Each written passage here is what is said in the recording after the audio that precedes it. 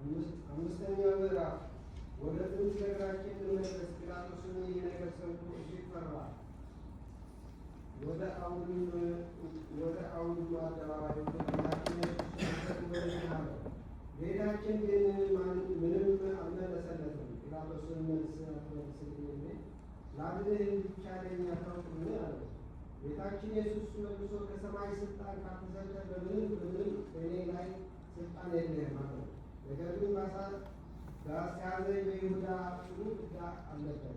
ስለዚህ ነገር ጲላጦስ ሊያድነው ወደደ። አይሁድም ካዳኑተው የቄሳር ወዳጅ አይደለህምን?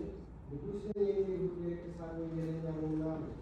አምስተኛው ምዕራፍ ጌታችን አብ መንፈስ ቅዱስ አደራ እላችኋለሁ፣ የማርያም አንቺ ቃል ኪዳን ትገቢልኝ ዘንድ እማልድሻለሁ። በነፍስና በሥጋ በተቀበላቸው መከራዎች ሁሉ በመቸንኮሩ የሾህ አክሊል ተቀዳጅተው መስቀሉን ይዞ ወደ ሲኦል በመውረዱ በጦር በመወጋቱ ሶስተኛ ጌታችን ኢየሱስ ክርስቶስ በመቃብር ኃጢአት ሁሉ ይቅር ይለን ከኃጢአትን ፍዳ ሁሉ ታድን ዘንድ ለዘላለሙ አሜን። አገባቡ ጥፋቱ ሲሆን በርባን ያድናቸው ዘንድ ጲላጦስን ለመነው። አቤቱ የይሁዳን ወገኖች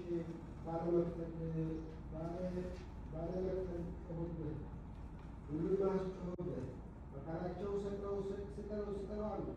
ተሰብስበው ከንቱ ነገሩን የተናገሩት አይሁድ በማቃለል ኢየሱስን በሞት እናርቀው፣ በርባንን እናድነው ባሉ ጊዜ የታገስ የኢየሱስ ትዕግስት ምድር መሸከም ተሳናት ብሎ ያኔ ባሪያህ ቃል ትዕግስትን አመሰገነው። አይሁድ የገረፉ ዘንድ በኃይል ወደ ድንጋይ ምሰሶ ገፍተው በመረጡት ገመድ ከእሱ ጋር ያሰሩን። ሄሮድስ የገረፈህን ቃል ኃጢአት ማስተስረያ በሚችል በሥልጣንህ በደሌ አስተሰርይ፣ በደሌ እንደ ሣር እንደቀሳቀስኳልና ከነፍስህ የተራቁትህን መጻሕፍት እንደተናገረ በጅራፎች አጥንት ስታይ የተቸገረው በአምስት እጥፍ የተገረፈህ ክርስቶስ ብዙ የሚሆን ባላገት እኔ ከአፍ ወጣ ስልጣን ከመቆረጥ አድነኝ።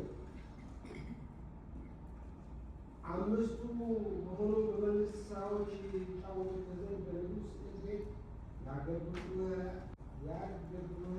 አይሁድ በደረሱት ወንበር ያስቀመጡት ክርስቶስ ሆይ ችግረኛ ልጅ አባትህ እንዳደረገ በሦስት እጅ በቸርነት አድነኝ። በሰማይ አምሳል ጥቁር ሐርና ቀይ ድንጋይ ያለበሱ በበትር በመረገጫና በጥፊያ በመምታት ጊዜ ያልተናገረልህ ነቢይ እሳት ውሃ በውስጧ በተቀላቀለበት በታላቅ ባህር በመስቀል አድነኝ። የሰብአ እሾሆችን አይነት ያለበት የተጋረው ዘውድና አቀዳጅተው ያገራገሩህን በእሾህ ቁጥር የከበረ የራስህን ደም የፈሰሰ የመልአከ መቅደስ አጠብቀህ ልብሴ እንዲያምር እንደሚያመጣ ወጀር ወዳጅ በሞተ ጊዜ በሌሊት ጎብኘኝ። ዓለም በዛ በያዘ እጅህ በበትር ያስያዝህን ሽንገላ አስገበሩ የክርስቶስ ሆይ ራኩን ከሆኑት በኋላ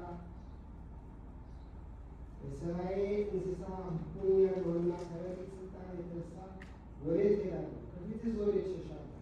ከረጅም ጮታ ሕንፃ ያወረድህን ወገኖቼ በመለኮት በፊት የሚሆን ሰው እስከሆነ ደረቴስ ድረስ ጉድጓድ ውስጥ የቀበረ የጻድቅ ጽድቅ የሌላቸው እኔ ባሪያ ጳውሎስ እንደነገረኝ በጀግነት አጽድቀኝ። በመስገድና በመመልከት ያሽማቀቁትን ወገኖቼ እግዚአብሔር ልጅ